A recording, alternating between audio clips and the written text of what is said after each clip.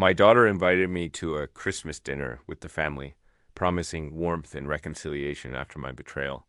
At the table sat me, my son-in-law, my daughter, my grandson, and a man in a suit whom I didn't know, cold as ice. When I asked, "What's your name?" he remained silent, and then a text message came from an unknown number. "Sir, run away immediately. You won't believe what happened next." Before we continue, please subscribe to this channel and write in the comments what time it is where you are now. The vintage 1924. Fountain pen caught the morning light just right. The gold nib gleaming as I turned it between my fingers. December sunshine streamed across my terrace, warm for Clearwater Beach, even in winter. The Gulf stretched out blue and endless, the water shimmering like crushed diamonds. A couple of boats drifting by.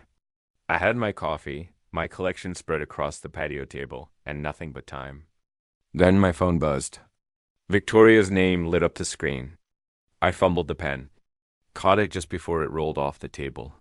Daddy, it's me. I can't stop thinking about what happened. I'm so sorry. Please, can we? Her voice cracked. Actual tears from the sound of it? Vicky, slow down. What's going on? I miss you. Gavin and I, we were wrong. So wrong. Can you come for Christmas dinner? Just family.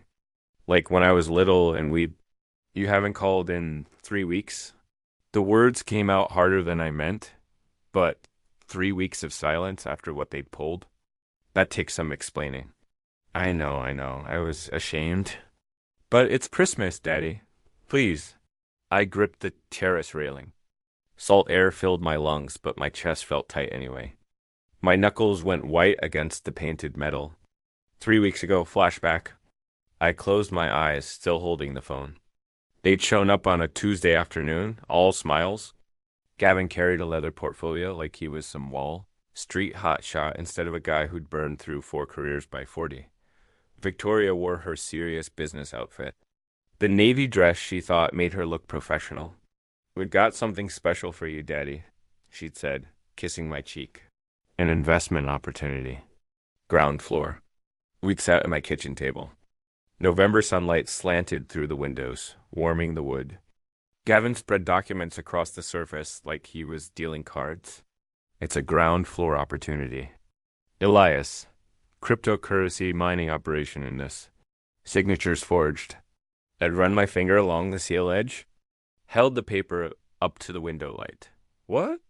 No, that's... Look, I know you're not familiar with crypto, but the pressure is wrong. Whoever signed this used too much force on the downstrokes, compensating ... Victoria's face had flushed. Daddy, you're being paranoid. Gavin's friend, personally. And this seal. See this edge? That's a laser printer artifact.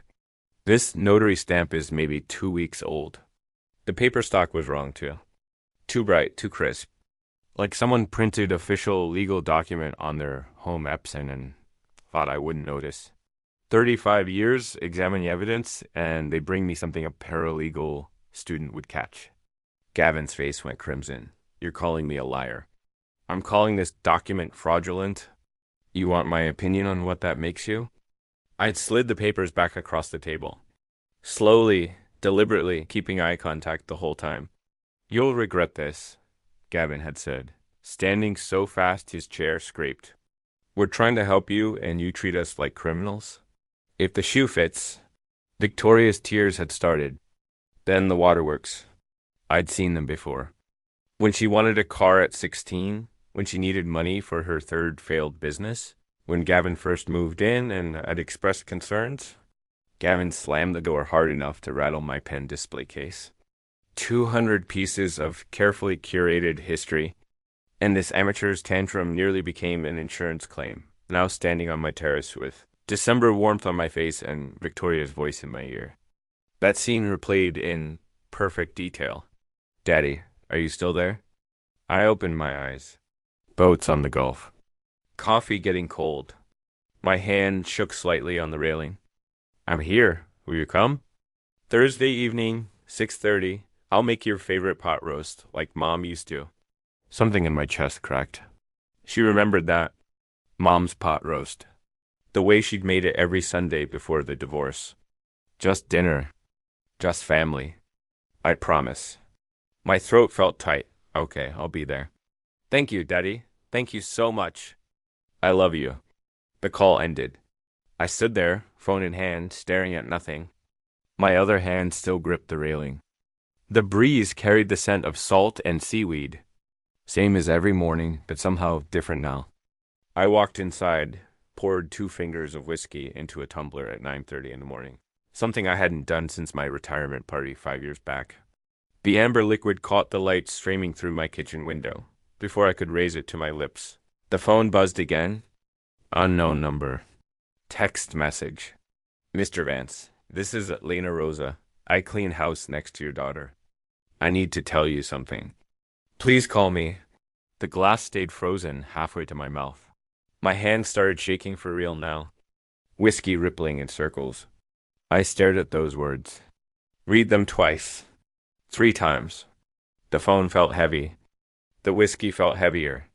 The navy blazer hung in my hand, then went back on the rail. I grabbed the gray one instead, held it up to the mirror. The closet smelled like cedar and old leather, familiar and grounding. Suits I hadn't worn since retirement lined up like soldiers waiting for deployment. Elena's call had been brief, careful. Mr. Vance, I cannot talk now. My employer's here, but please be careful. Thursday, very careful.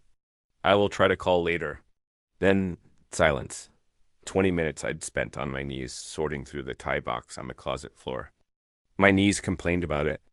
68 years shows up in the joints first. That's when the photo album tumbled out from behind the shoe rack. It fell open to a picture I hadn't seen in years.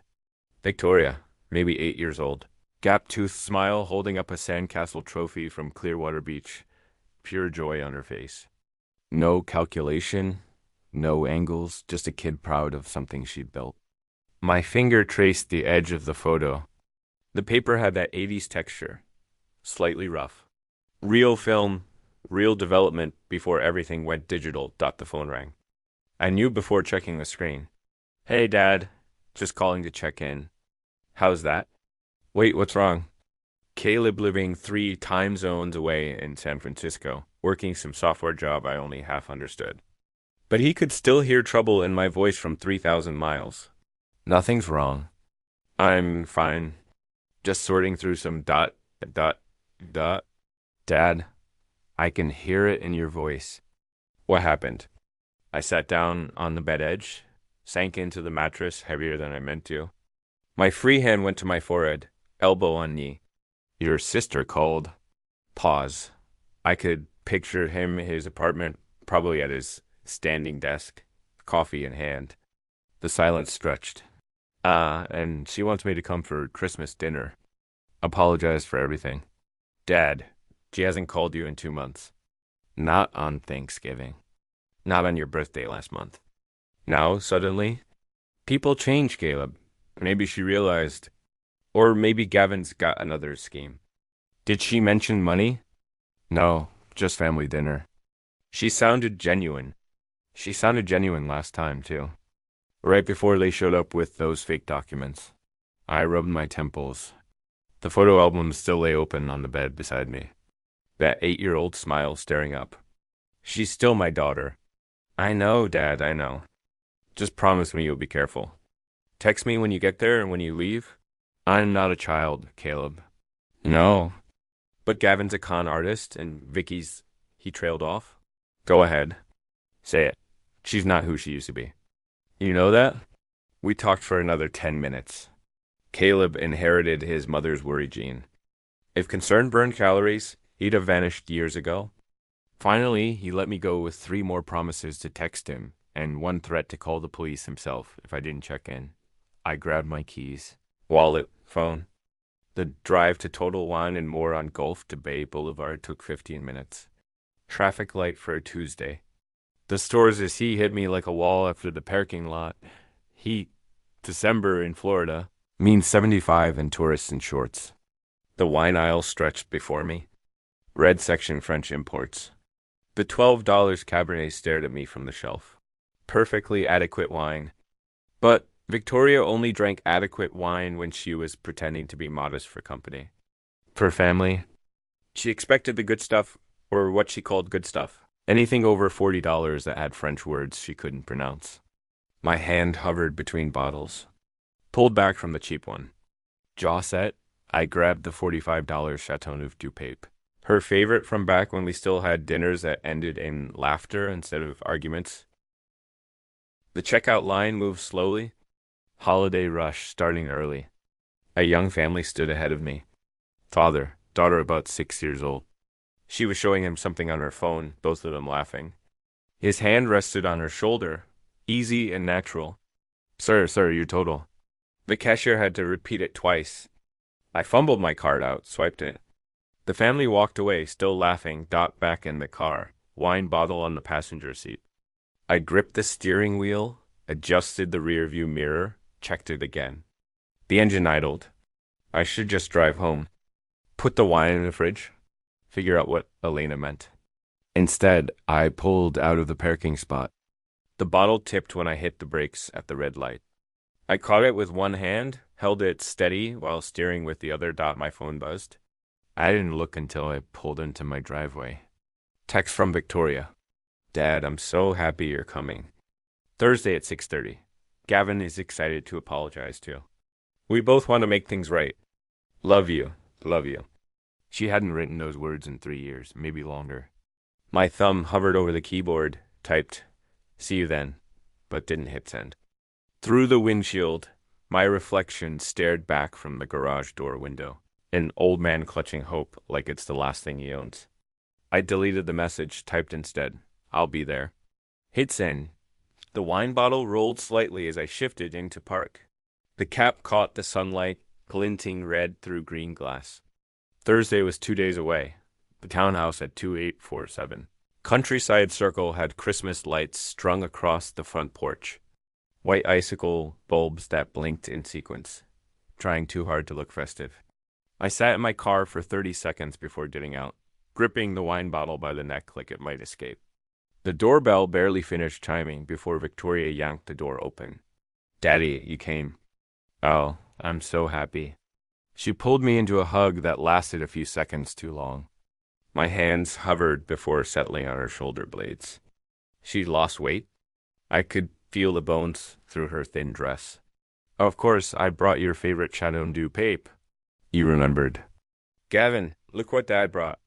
Gavin emerged from the kitchen, apron tied around his waist, like he'd been cooking all day. The prime rib sitting on the counter behind him still had the supermarket sticker on the foil. Elias, how are you, old man? Come in.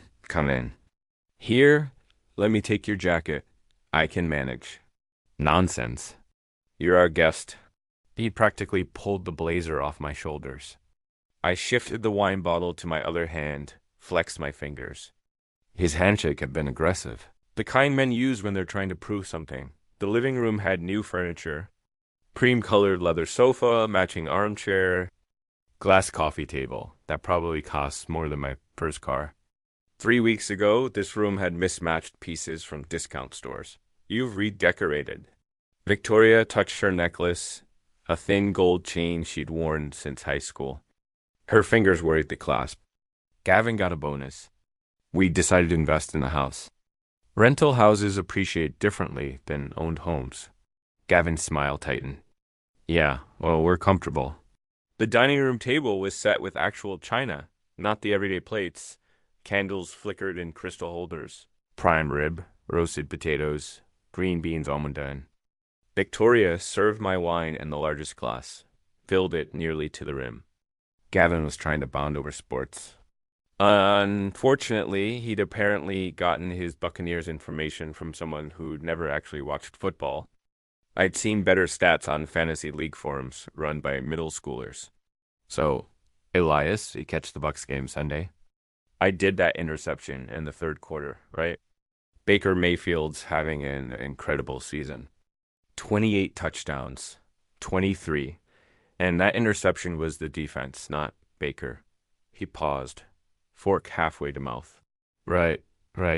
I meant overall this season. I cut my prime rib methodically. Small bites watched their faces between forkfuls. Victoria kept refilling my glass like she was watering a plant that might die without constant attention.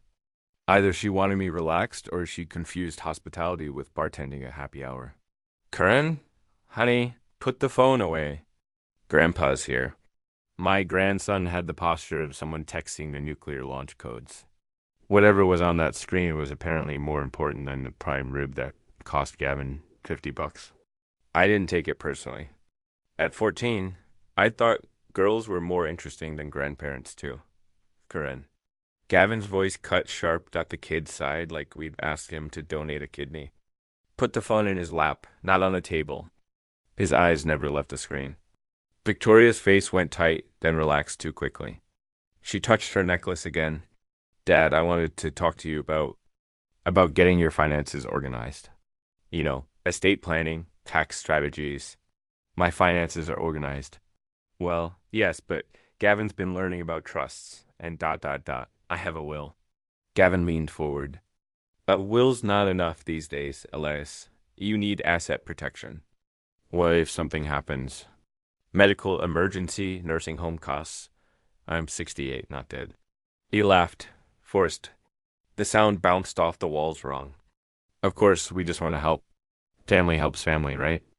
Victoria refilled my wine for the third time. Her hand shook. A drop hit the tablecloth, dark red, spreading across white linen. She rubbed at it frantically with her napkin, and for half a second, I saw the kid who used to cry when she broke things, terrified of disappointing me. She caught my eye. Something flickered there, maybe regret. Then Gavin's hand covered hers on the table. The moment passed. Her smile returned, plastic and bright. The wall clock read 7. Victoria glanced at it. Then at Gavin. He nodded slightly. 7:15. The doorbell rang. Victoria's face lit up with surprise. So poorly acted. I almost laughed. Oh, that must be Leonard. I completely forgot. He forgot someone was coming. Well, not forgot exactly. He's our financial consultant. I asked him to stop by for coffee to discuss some opportunities. What opportunities? Gavin pushed back from the table. Just some ideas for your retirement investments. I'm not interested in investments. We discussed this. Victoria was already walking to the door. Just hear him out, Dad. Please, for me. The man who entered wore a brony suit. I recognized the cut, the way the fabric moved. $3,000 minimum. Italian leather briefcase in his left hand. Phone in his right pocket creating a slight bulge. He had the kind of face that smiled without warmth, like a shark deciding whether you were food. Mr. Vance. Not a question, a statement. I stood. Old school manners die hard. Extended my hand across the coffee table. Elias Vance, and what's your name, sir? He looked at my hand. Didn't move. His eyes met mine, flat and measuring like I was a used car he was considering buying for parts. Gavin filled the silence, nervous energy spilling out.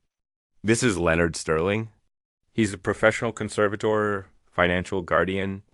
He helps families. I don't need help. Leonard settled into the armchair opposite me, set his briefcase on the coffee table with deliberate care. The locks clicked open with expensive precision. He withdrew a leather folder, placed it exactly centered on the glass surface. That's often what people say, Mr. Vance. His voice was smooth as ice water. Right before they need it most. My phone vibrated in my pocket. Once, twice, 3 times in rapid succession. Victoria watched me with that fixed smile. Gavin stood behind my chair. Leonard's flat eyes never left my face. Your daughter and son-in-law, Leonard continued, have expressed concerns about your welfare. I'm here to help you. The word help landed like a threat. I pulled out my phone, angling it low behind my coffee cup. Gavin shifted his weight. I felt him move closer to my chair. 3 text messages from Elena. Mr. Vance, they are trying to make you conservatorship. Leonard Sterling is professional. He does this. Takes control of people's money. Get out now. This is trap. My face must have drained of color. The phone felt heavy in my hand. Everything okay? Victoria's voice came from somewhere distant. Fine. Just fine. The words barely made it out. Leonard opened the folder. Papers slid onto the glass table with a whisper. Official letterhead. Legal formatting I recognize from 3 decades of examining documents. These are preliminary assessments, financial documentation, witness statements regarding your recent behavior. My recent behavior. Victoria sat on the sofa, arm next to me, too close. Her perfume made my throat tight. Dad, you've been forgetting things. The argument we had, you said things that didn't make sense. I said your documents were forged because they were. Gavin's voice came from behind my head. See, that's exactly the kind of paranoid thinking. I stood too fast. The room tilted slightly. My hand caught the armrest, steadied myself. Stop. Just stop. The documents were still visible on the table. My name jumped out from legal text. In the matter of Elias Vance. The date at the top was today's date. They'd already filed. Daddy, please sit down. We're only trying to help. Help. By declaring me incompetent. Leonard's expression didn't change. No one's declaring anything yet, Mr. Vance. This is exploratory. A conversation. My heart hammered against my ribs. Vision narrowed to tunnel focus on the door. The room felt smaller, air thicker. 35 years catching predators, and I'd walked right into the parlor. Conversations over. I grabbed my coat from the rack, fumbled with the buttons, missed the first one, had to restart. My hand shook. I don't feel well. Heart palpitations. I need to leave now. Victoria followed me to the door. Dad, wait. You can't drive if you single quotes I can drive. Gavin moved between me and the exit, not blocking exactly. Just there. Maybe you should sit down, Elias. We can call you a doctor. Move. My voice came out harder than I meant. Please. He stepped aside slowly. Leonard remained in the armchair, calm as someone watching television. Drive safely, Mr. Vance. We'll be in touch. The hallway mirror caught my reflection as I passed. Pale, scared, old. Behind me, through the doorway, Leonard pressed his phone to his ear. His lips moved. He was smiling. Outside, the Christmas lights blinked their stupid pattern. My car keys slipped through my fingers twice before I got the door open. Leonard stared at me like I was a specimen in a jar. I'd met friendlier people at the DMV. At least DMV employees eventually acknowledged you existed. Even if it was just to tell you that you were in the wrong line. I backed out of the driveway too fast, brakes squealing. My phone buzzed. I pulled over at the stop sign, hands shaking so hard I could barely hold it. Text to Caleb. You were right. Leaving now? Call you from home. His response came immediately. What happened? Later. Not safe to text and drive. Through my rearview mirror, headlights turned on at Victoria's house. A black Mercedes SUV pulled out of her driveway. Leonard's car. It turned the opposite direction away from me. I took a breath. Another. My hands gripped the steering wheel. I had buttoned my coat with all the coordination of a man defusing a bomb while drunk. Gavin probably added inability to work simple fasteners to his list of reasons I was incompetent. The phone rang. Unknown number. I stared at the screen, finger hovering over the answer button. Let it go to voicemail. The notification popped up immediately. I pressed play. Joe. Elias. Victoria called me yesterday. Said you might need some legal help. Give me a call, buddy. Let's catch up. Arthur Blake, my attorney, my friend. Victoria had called him yesterday before tonight's dinner, before I decided I needed a lawyer. My stomach dropped. They'd been planning this for days, maybe weeks. The dinner, the documents. Leonard's precisely timed arrival. Everything calculated. And they'd already started poisoning my resources. Reaching out to Arthur with whatever story they'd invented. Setting the stage so when I called for help, he'd already have their version in his head. I sat at the stop sign for 30 seconds. A car behind me honked. The silence in the car was deafening, broken only by the rhythmic thrumming of the tires against the pavement. A stark contrast to the chaotic storm raging inside my mind. My phone buzzed again. Text from Victoria. Dad, you forgot your wine. I'll save it for next time. Please drive safe. Love you. The wine I'd brought still sitting on their counter. $1.45 of Chateauneuf du Pape that I'd carefully selected because I remembered it was her favorite. They couldn't even let me leave with my dignity. I pulled away from the stop sign, headed toward Gulf Boulevard. My house was 15 minutes away. Caleb was 3 time zones away. Arthur was compromised. Elena was risking her job to warn me. I was 68 years old, alone with a daughter trying to declare me incompetent, and a son-in-law who positioned himself between me and doors like a bouncer at a club for people who scheme against their relatives. Not a huge market, but apparently there's demand. The Christmas lights on the houses blurred past. Festive, cheerful, oblivious. My phone rang again. Caleb, this time I answered. Dad, what the hell happened? They tried to serve me with conservatorship papers. Silence. Then, I'm getting on a plane tonight. No, don't. I need to think. I need to. My voice cracked. I cleared my throat. I need to figure out what they've already done. Dad, tomorrow? I'll call you tomorrow. I promise. I hung up before he could argue, pulled into my driveway. Sat there in the dark, engine running, watching my house like it might contain answers. Victoria's face when I'd walked out. That split second, when her hand had reached toward me. Muscle memory from when she was small, when she'd grabbed my hand, crossing streets. Then Gavin's hand on her shoulder, and she dropped her arm. She was trapped too. Maybe not the way I was trapped, but trapped nonetheless.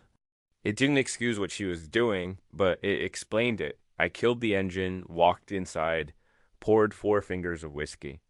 My hands had stopped shaking, but the glass still rattled against the counter when I set it down. The house keys slipped through my fingers twice before I got the door open. I didn't turn on the main lights, just navigated through the dark to my office. Desk lamp clicking on with a yellow glow that made everything feel smaller. My hands still shook when I opened my laptop. The screen's blue light hurt my eyes. I typed Leonard Sterling Conservator, Florida, into Google. Made 3 typos. Had to retip it. Hit enter. The first result loaded. Tampa Bay Times 8 months ago. Controversial guardian accused of elder abuse. Family seek justice. I leaned close to the screen. Reading glasses forgotten somewhere between Victoria's house and here. Leonard Sterling had 12 current wards. 4 previous wards died under his care. Millions in care costs billed. Families locked out of contact.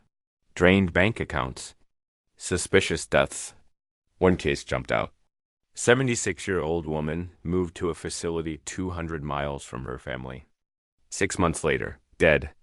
Estate valued at $890,000. Final balance $3,000.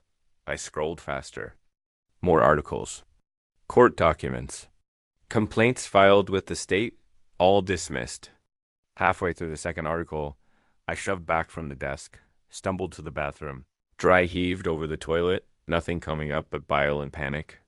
I splashed water on my face, wiped my mouth with the back of my hand, stared at myself in the mirror, pale, old, terrified. Returned to the computer. One victim's family described Leonard as Hannibal Lecter with a law degree. I'd have laughed if I wasn't currently on his menu. At least Hannibal had the decency to be fictional. My phone buzzed at 8:45, the unknown number from earlier. I dialed back with steadier hands. Put it on speaker. Grabbed a pen and legal pad. Mr. Vance? Thank God you got out. Female voice, Spanish accent, but her English was perfect. I got out. Who are you?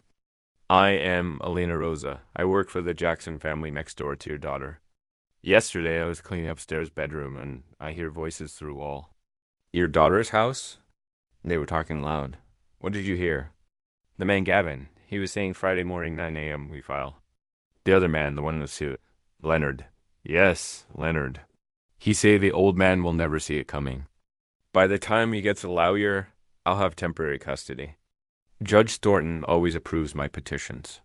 Temporary custody of me like I was a child who couldn't cross the street alone. My pen moved across the legal pad. Old professional habits taking over. Names, times, details. I'm so sorry, Mr. Vance. Your daughter. She was crying, but she said yes. She signed papers. Why are you telling me this? You don't know me? Pause. Long enough. I thought she'd hung up. My mother in Guadalajara 3 years ago. My uncle. He did the same thing to her. Said she was too old, needed help. They put her in a, how you say, facility. She died there 6 months. We never got to say goodbye. He took everything. I'm sorry. No one helped her. No one warned her. I can help you. I have to. Elena said housekeepers are invisible to people like Victoria and Gavin. I thought about all the times. I'd worked crime scenes where the cleaning staff saw everything. Criminals always forget the invisible people.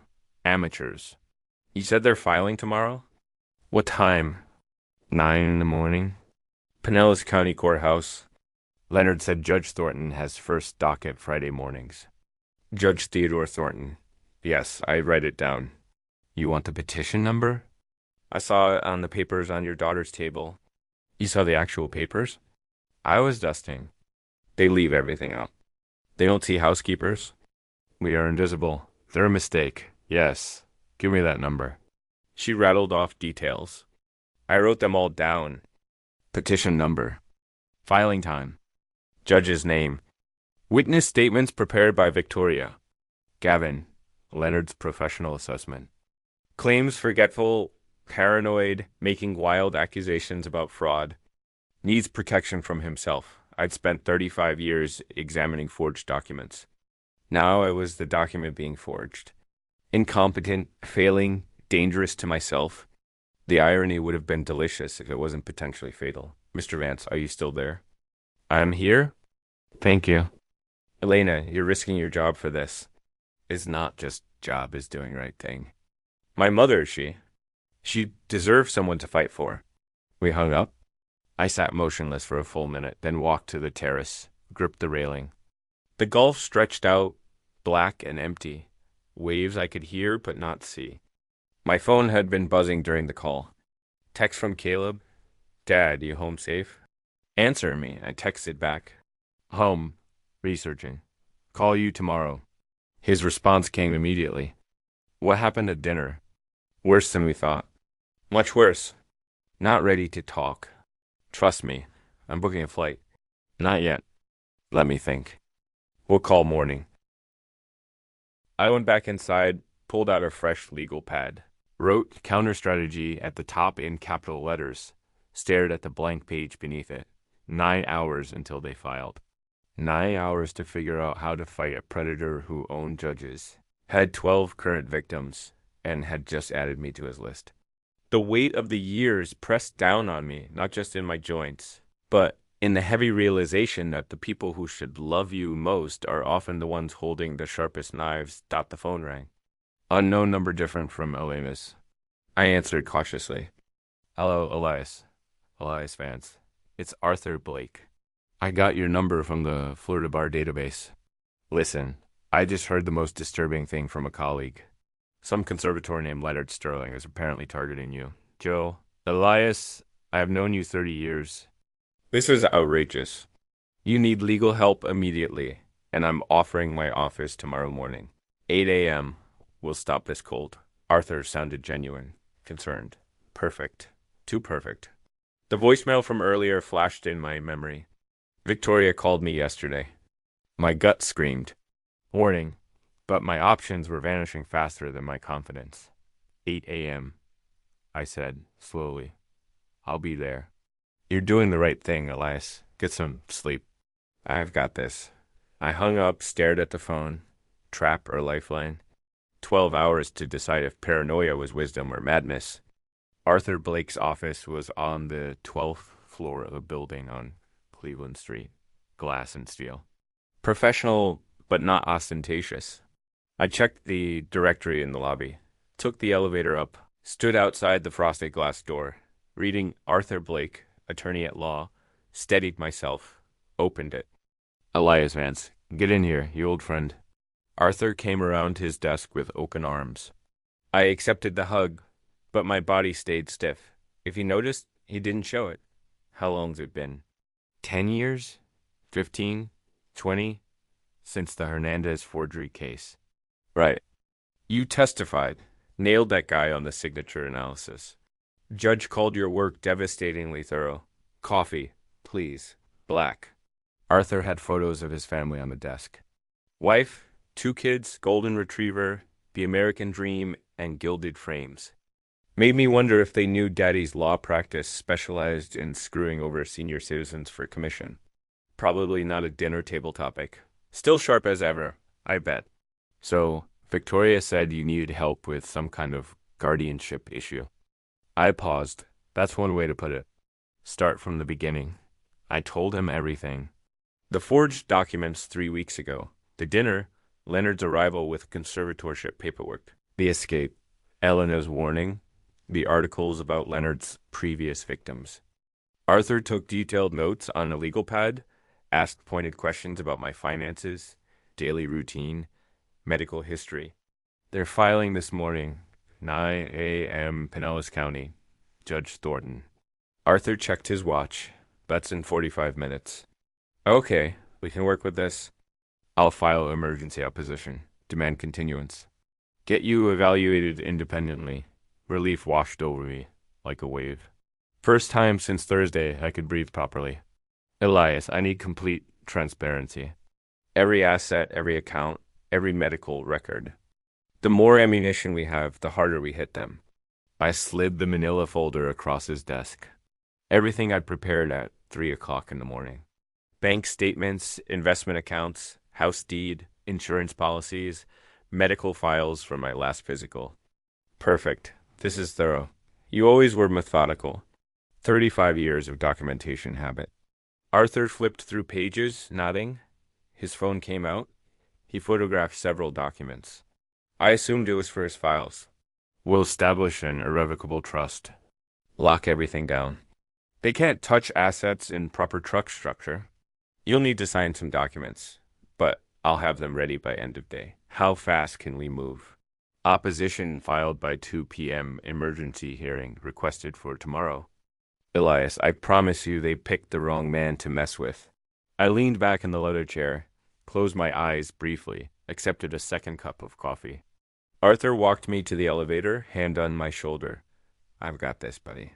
Stop worrying. That's my job now. The elevator doors closed. I watched the floor numbers descend. For the first time in 2 days, I felt something like hope. 3 days crawled by. Arthur kept texting. Trust the process. I'd heard that phrase before, usually from people about to screw you. Plumbers say it before doubling the estimate. Mechanics say it before finding more problems. Lawyers say it before cashing your check and vanishing. But I wanted to believe Dot Friday afternoon. Filed at 2:15. Waiting for hearing date. Sit tight. Saturday. Weekend court's closed. Monday we'll know more. Relax, you're protected. Sunday evening. These things take time, Elias. Trust the process. Trust me. Monday morning. Meeting with clerk this afternoon. We'll call you tonight with update. By Monday lunch, I couldn't sit still. Drove to St. Armand Circle to clear my head. Pulled into the Columbia restaurant parking lot. Through the window I saw them, Arthur and Leonard. Corner table, laughing, whiskey glasses. Briefcase between them. My fork dropped on the asphalt. It clattered loud. I didn't pick it up. I walked across the parking lot through the restaurant door. Other diners blurred. Tunnel vision locked on that table. Arthur, he stood too fast. Knocked his water glass. It spilled across the white tablecloth. Elias, what are you? This isn't, I can explain. Leonard remained seated, twirled his whiskey glass, smiled slightly. Mr. Vance, please join us. We were just discussing you? You said you were filing opposition. Arthur's face went through several colors. I did. I was going to. He sent me your financial records Thursday afternoon. Leonard's voice was smooth, satisfied. Very helpful. That irrevocable trust idea. We'll contest it the moment you try to establish one. Now that we know every asset you have. You're working with him. Elias, it's complicated. Leonard and I have history. He called me, said if I helped him, he'd cut me in on Arthur. Stop talking. Leonard's command was quiet, but absolute. I looked at Arthur. 20 years ago, the Hernandez case. I trusted him then, too. This is different. This is business. You have to understand, Elias. Leonard offered me 30 pieces of silver. Leonard laughed. Biblical reference. Interesting choice for an incompetent old man suffering delusions. I turned to leave. My legs felt distant, like they belonged to someone else. Mr. Vance. Leonard's voice followed me. The hearing's scheduled for Wednesday. See you in court. Oh, and thanks for the complete asset inventory. Saved me so much time. Arthur followed me out. Elias, wait, let me explain. I was going to help you, but Leonard made a better offer, and I have bills. I stopped, turned. You sold me for bills. I gave you everything, every vulnerability, every defense I had. I'm sorry. I'm so sorry. I need the money. My practice is failing. I'm drowning. So, you drown me instead. Got it. We're done. His face crumpled. That same desperate, guilty expression I'd seen on Victoria. These people weren't movie villains. They were drowning, and they'd pull anyone under to breathe one more moment. Somehow more frightening than simple cruelty. I sat in my car, engine off, staring at nothing. My phone rang. Caleb, I couldn't answer. What would I say? It stopped. Voicemail dinged. I couldn't listen. A knock on my window made me jump. A woman, 40s, professional attire, camera bag over shoulder. She held up press credentials. Tampa Bay Times. Mr. Vance, I'm Natalie Petrov. I've been investigating Leonard Sterling for 11 months. I saw what just happened in there. I think we can help each other. Another trap, another betrayal.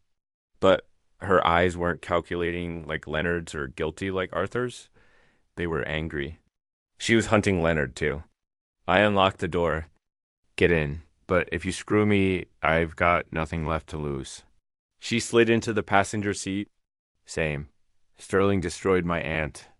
I'm going to destroy him back. Natalie started talking before it even pulled out of the parking lot. Her words came fast, hands moving, sketching connections in the air between us. 11 months. That's how long I've been hunting Leonard Sterling, your aunt. Sylvia Petrov, 73 years old. Sharp as anyone I knew. Leonard got guardianship after my uncle died. Sachi couldn't manage alone. Within 6 months, she was in a facility 300 miles away. I merged onto Gulf to Bay, driving on autopilot. My hands were steadier now. Purpose replacing panic. We couldn't visit. He claimed she was too fragile for family stress. She died 8 months later. I'm sorry. She had $680,000. We got $12,000 after his administrative fees and care costs. He billed $42 per 15-minute visit.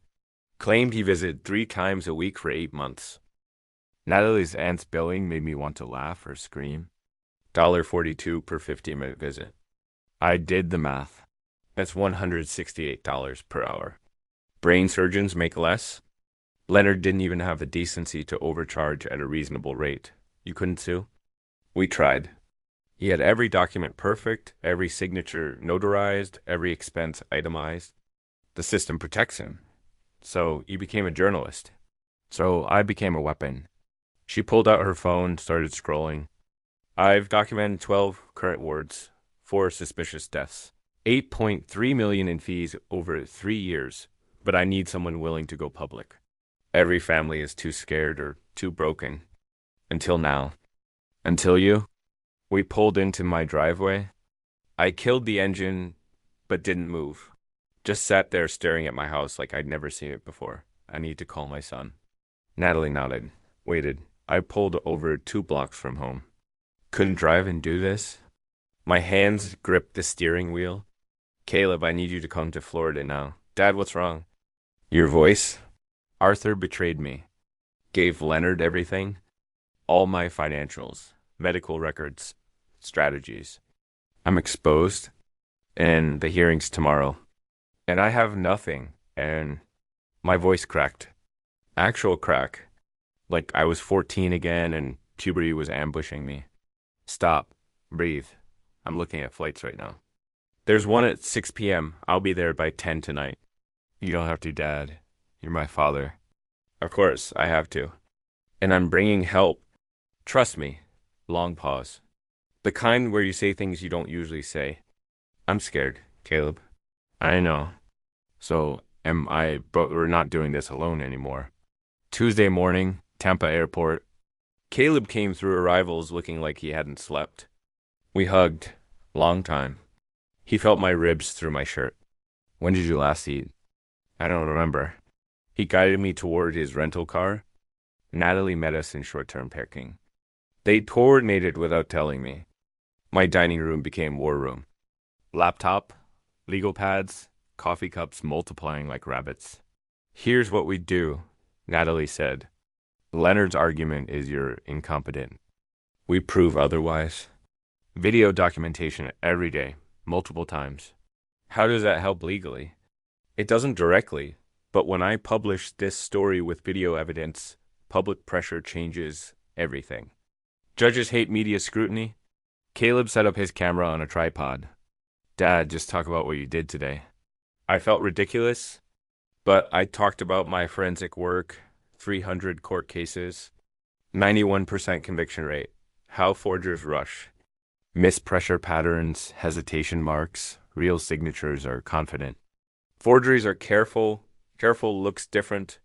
I finished the Tuesday New York Times crossword in 12 minutes. Wednesday is usually harder. Natalie suggested we wait for Wednesday's puzzle. I told her we weren't making a circus act. Besides, Leonard probably couldn't finish Mondays. Cooked chicken piccata while they filmed. Showed my pen collection. Handled each piece like it mattered because it did dot Wednesday.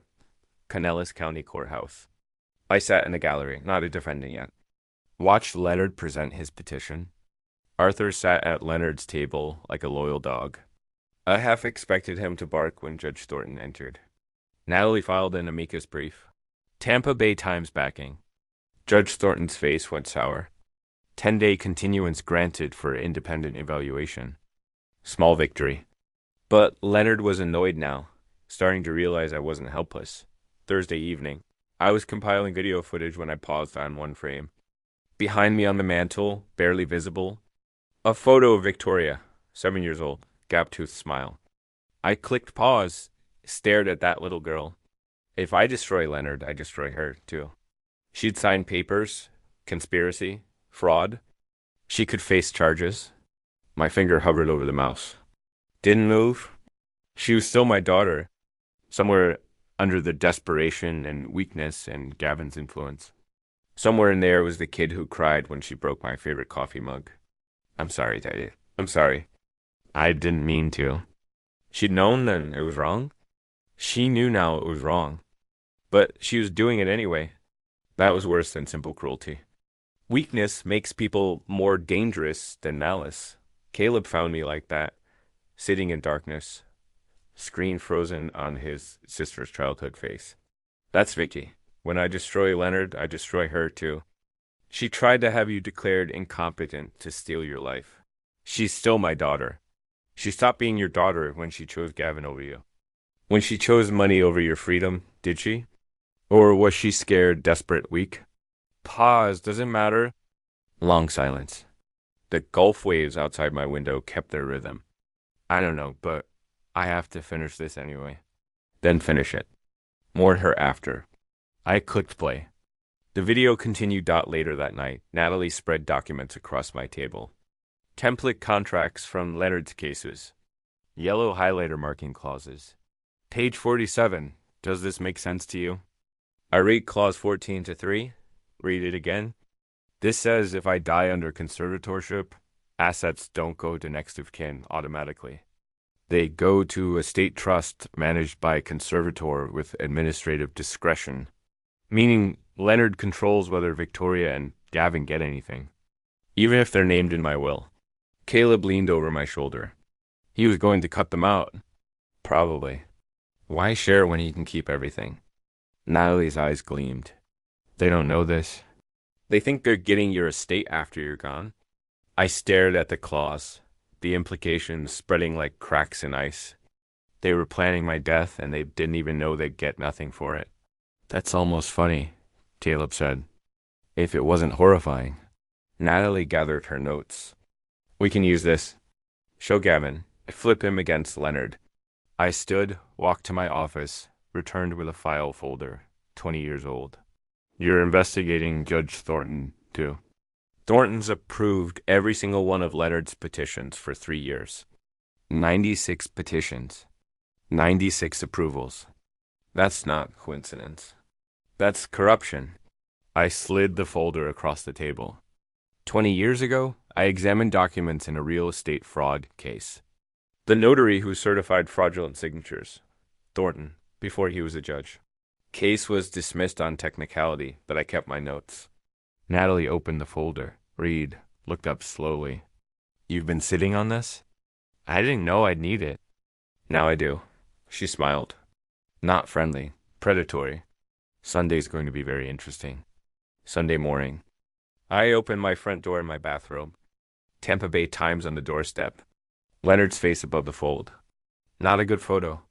They'd chosen one where he looked exactly like what he was. Florida's most dangerous guardian. Leonard Sterling's trail of elder abuse. I stood on my doorstep reading. Didn't move for 5 minutes. Neighbor walking her dog waved. I didn't notice that kitchen table. 3 of us, shoulder to shoulder, flipping pages. Natalie pointing out paragraphs she'd fought her editor to keep. 12 current wards. 4 suspicious deaths. 8.3 million in fees. Pattern of isolation. Judge Thornton's perfect approval rate. My phone started ringing. Silenced it. By noon, 47 missed calls. Texts flooding from old colleagues, neighbors, people I hadn't talked to in years. The interviewer asked if I seemed like someone who needed a guardian. I told her if I did, she should check the credentials of whoever was guarding her because her judgment was clearly impaired. She laughed. Viewers apparently loved it. I was just being honest. Monday afternoon. WFL News 8 studio. Makeup artist powdering my face. Haven't been prettied up since my wedding. Caleb adjusted my tie. Natalie coached from the green room. On camera, I solved a Rubik's Cube while explaining forensic methodology. Handled my pens, spoke in complete paragraphs without notes. The interviewer held up 2 signatures. Can you tell which is forged? They look identical to me. Exactly. That's why experts exist. The real signature has natural variation in pressure. The forgery is too consistent. Forgers don't breathe when they write. Clips went viral by evening. 68-year-old forensic expert fights conservatorship scam. Monday night. Natalie analyzing Leonard's standard contract, cross-referencing with what Victoria had signed. Elias, look at this. Clause 14-3. I read the legal language, translated it. My blood went cold. Leonard controls whether Victoria and Gavin get anything. They signed away their own inheritance. They don't know, Natalie said. We tell Gavin. Show him the contract. Maybe he flips. Tuesday morning, Christmas Eve, we found Gavin at his dealership. Luxury cars gleaming in winter sun. Natalie blocked his exit with her car. What do you want? I'm working. I'm Natalie Petrov. Tampa Bay Times. You read my story. His face hardened. I don't talk to press. Not even about how Leonard Sterling was going to screw you. She opened the folder. Read page 47, clause 14-3. Gavin's eyes tracked the words. His face changed colors like a mood ring. This doesn't mean what you're saying. It's just legal language. It means if Elias dies under conservatorship, Leonard has sole administrative discretion over who gets what. You're not guaranteed anything. But he promised we had a deal. 30%. Caleb's voice came hard. You had a deal for 30% of my father's life. Gavin was trying to hold the papers. His hands shook so violently they scattered. He bent to gather them, dropped them again. It's not like that. We weren't going to hurt him. Just managed care. A facility. He'd be comfortable. Natalie's voice stayed level, clinical. 4 of Leonard's previous wards died in facilities. Average time, 7 months. Average estate remaining less than $5,000. Gavin slid down the side of his car, sat on the asphalt in his $5,000 suit. Gavin Watkins, who sold luxury cars and wore designer clothes, sat in a parking lot crying like someone had told him Santa wasn't real. Oh, God. Vicky, what did we do? You tried to destroy an innocent man for money you're never going to get. The poker debts I owe. 127,000. They said they ... I had no choice. Everyone has a choice. You chose wrong? I was listening on speakerphone in Natalie's car, parked 50 feet away, watching through the windshield. Gavin's voice came through broken. Leonard said it was easy. He'd done it before. It would take 3 months. Elias would be comfortable, and we'd be free. Free of debt. And if Elias died in care, whisper. Leonard said old people die in facilities all the time. Natural causes. No one questions it. I couldn't stay in the car. Opened the door. Walked over. You plan to murder me. Gavin heard my voice, recoiled like I'd him. Elias? Oh, God. Elias. I didn't mean we weren't going to get up. You're sitting in a parking lot crying about consequences. He looked up at me, tears and snot running down his face. I want you to testify against Leonard. Court hearings in 6 days. You're going to tell the judge everything? If I do that, I'll go to jail. My hand tightened on Natalie's phone. Gavin was the man who tried to steal my life, but he was also desperate and broken and manipulated. Did he deserve jail? Yes. Did I want to be the one who put him there? I looked at Caleb. His face was hard. He tried to kill you, Dad. Natalie stayed neutral. Your call? I closed my eyes, opened them. Get up. You're testifying. Mercy? Justice? I don't know anymore. But this has to end. Gavin stood, wobbling, broken. Okay, I'll do it. I'll testify. Tuesday evening, my house, Christmas Eve. Natalie's phone rang. Unknown number. She answered. Woman's voice. Miss Petrov. My name is Victoria Watkins. I think you've been talking to my husband. Natalie mouthed to me. It's your daughter got my face drained of color. I read your article. And I need to tell you something about Leonard Sterling that nobody knows. He has a partner. Someone in the state attorney's office. Someone who's been protecting him for years. I have proof. Documents Leonard gave me to keep safe. He thought I was too stupid to understand what they meant. But I understood. My daughter's voice after everything offering help. Gavin called me from his office bathroom. Said you showed him the contract. Sad. We've been played. I believe him. Can we meet tonight?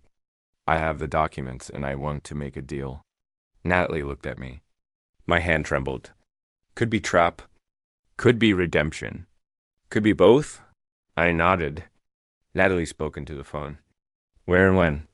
Victoria stood on my doorstep holding a banker's box. Christmas Eve, 8 o'clock. I hadn't seen her face in weeks. Victoria. Daddy, can I come in? I have something you need to see. Long pause. Don't call me that. Her face crumpled. Recovered. I'm sorry. I know you don't believe me, but you're right. I don't. Why are you here? Leonard gave me documents to keep safe. He said if anything happened, I should destroy them. But after Gavin called me, I looked at them. Really looked. He was paying off the state attorney's office. This is proof. Caleb appeared behind me. Could be a trap. It's not. I swear.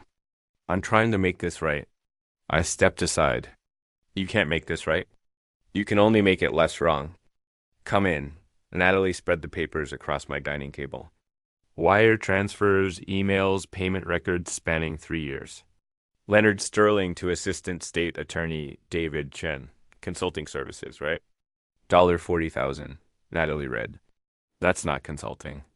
That's bribery. Victoria twisted her tissue. There are 3 years of these different amounts. Always consulting or legal fees. Why did he give you these? He thought I was too stupid to understand what I was holding. Were you? She flinched. Yes, until Gavin told me about the contract. Natalie photographed each page. This destroys him and Chun and Thornton. Will it help you? Victoria asked. It'll help everyone he hurt. Christmas Day, emergency hearing. The courthouse felt wrong, empty except for us. Judge Thornton presided. The irony would have been funny if it wasn't tragic. He was about to witness evidence of his own corruption. Gavin testified first. His hands gripped the witness box edges, knuckles white.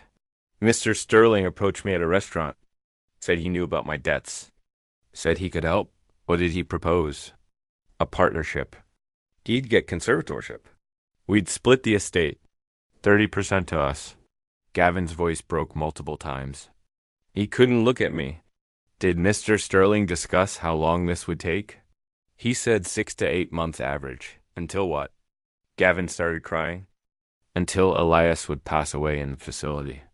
Natural causes. Leonard said it happened all the time. I sat rigid in my chair, hearing him say it out loud. They'd planned my death. Discussed timeline. 8 months maximum. Natalie's attorney submitted the corruption evidence. Leonard's lawyer speed-read the documents, his face drained of color. Leonard sat with his jaw clenched, hands flat on the table. Only his eyes moved, scanning for exits that didn't exist. The state investigator stood. Approached Leonard's table with handcuffs. Mr. Sterling, I need you to stand. Leonard stood slowly, composed. This is harassment.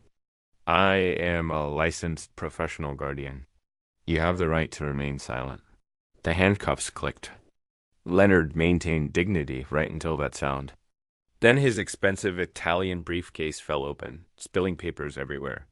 His attorney scrambled to pick them up. Leonard couldn't help. His hands were cuffed? The metaphor was so obvious it was almost offensive. They let him pass my table. 12 wards, 4 dead. Game over. Leonard stopped, turned. His mask finally cracked. You were supposed to be easy.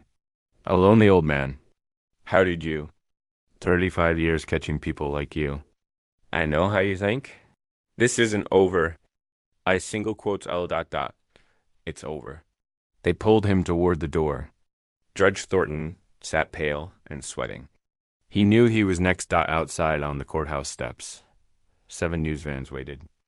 On Christmas Day, Leonard Sterling's arrest bumped every feel-good holiday story off the evening news. Microphones thrust forward ... Mr. Vance. How do you feel? I feel like the system worked eventually with pressure. Leonard Sterling destroyed families for years. I stopped him before he destroyed mine. Your daughter provided a key evidence. Have you reconciled? Pause.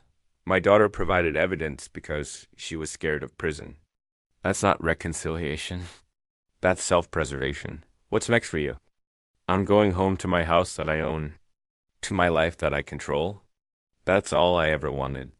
Christmas evening, 6 o'clock. Sun setting over Tampa Bay in the distance. Natalie packed her equipment. Caleb stood beside me, hand on my shoulder. Victoria exited the courthouse alone. Walked past us without speaking, got into an old Honda, not her usual car, drove away. I watched her taillights disappear. You okay, Dad? I won. I'm alive. I'm free. I should be okay. But she's still my daughter. And I just watched her drive away, knowing I'll never see her again. Caleb squeezed my shoulder. We stood there as darkness fell, victorious and empty. 2 months later, I established a routine. Morning swim in the Gulf, breakfast on the terrace, reading news about guardian reform legislation moving through Tallahassee. Letters from other victims' families piled on my desk. I answered each one. Leonard sat in Pinellas County Jail without bail. 23 criminal charges, 8 civil lawsuits. Trial scheduled for May. Prosecutors wanted 20 years minimum. Gavin declared bankruptcy. Lost everything. Worked at AutoZone for $16 an hour. Studio apartment. Victoria filed for separation. Arthur got disbarred. Wife left him. Office closed. I was suing him for $200,000. Judge Thornton resigned. Under investigation, pension suspended. Natalie won a journalism award. The story sparked statewide reform. People call it the Advanced Protection Act. Unofficially, my phone rang late February afternoon. Unknown number. I almost didn't answer. Daddy, please don't hang up. Just listen. Victoria's voice broken, hesitant. I'm listening.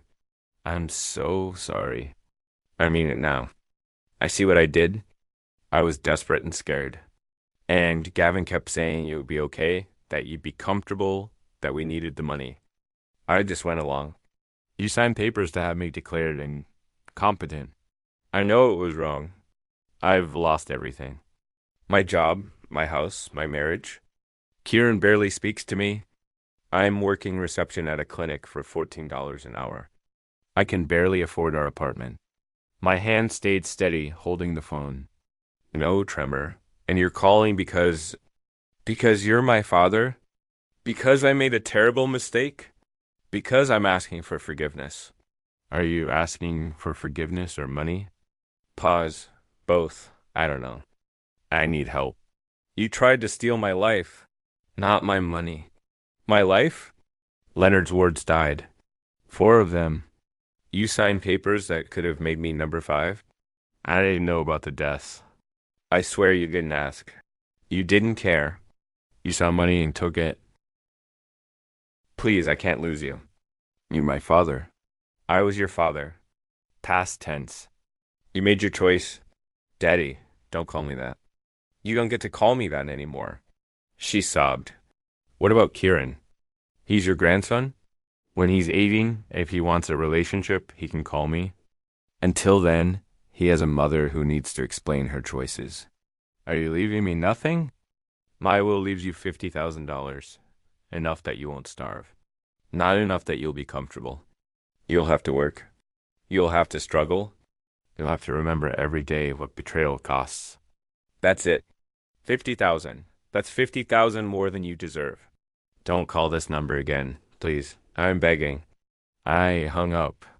Set the phone down carefully. Stared at it. Didn't move for several minutes. Caleb found me like that. That was Vicky. Yes. What did she want? Forgiveness? Money? In that order? And you said no. Evening. We sat on the terrace with bourbon, watching the Gulf turn gold and gray.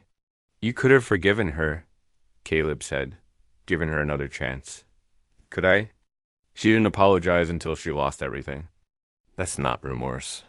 That's consequences. She's still your daughter, biologically, but daughters don't try to have their fathers declared incompetent for profit. You won, Dad. Leonard's in jail. You're free. The system's changing. Why does it feel like this? Because I lost her. Really lost her. Before I could pretend maybe someday we'd reconcile. Now there's no someday. It's just done. Did you go too far? I don't know. I saved myself. Maybe saved others. But I also ended my relationship with my daughter permanently.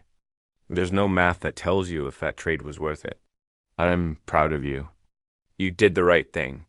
The right thing hurts more than I expected. Next morning, doorbell rang. Elena stood there with foil-wrapped tamales. Mr. Vance, I brought you these to say thank you. You didn't have to do that. Come in. You saved yourself, but you also saved others. Mrs. Jackson tells everyone your story. Says you're a hero. I'm not a hero. I'm a man who didn't want to lose his freedom. That's what makes you one. I walked to my display case, opened it for the first time in months, selected the vintage 1924 fountain pen, held it up to the light. Checking the condition, I want to give you something for conscience, for courage. Oh no, I can't. That's too much. It's worth about $4,000. I've had it 30 years. It's yours now. She backed away. I can't accept. I pressed it into her hands. Closed her fingers around it gently but firmly. Some things matter more than money. You taught me that. Sell it if you need to. Keep it if you want to remember, but it's yours, she cried. Thank you. Thank you. You saw evil happening and you acted. Most people don't. They look away. You didn't. After she left, I made coffee, walked to the terrace. The Gulf stretched out blue and endless.